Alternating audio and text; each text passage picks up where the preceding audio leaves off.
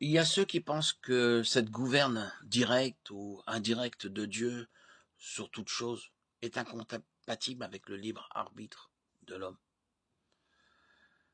Si Dieu contrôle tout, en quoi sommes-nous libres de nos décisions? Autrement dit, pour que le libre arbitre ait un sens, il faut bien qu'il y ait des choses qui échappent au contrôle souverain de Dieu, comme par exemple les choix humains. Supposons un instant que ce soit le cas, quelles en seraient les conséquences? Si Dieu ne contrôle pas les choix humains, comment pourrait-il garantir notre salut? Paul écrit en Philippiens 1,6 « Celui qui a commencé en vous cette bonne œuvre la poursuivra jusqu'à son terme, jusqu'au jour de Jésus-Christ. » Si Dieu n'était pas aux commandes de toutes choses, alors cette promesse et toutes les autres promesses bibliques seraient invalidées.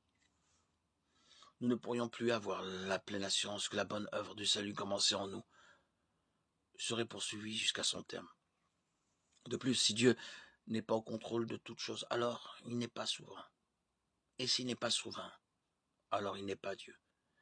Déclarer que les choix humains échappent à la sphère de la décision divine revient donc à nier Dieu.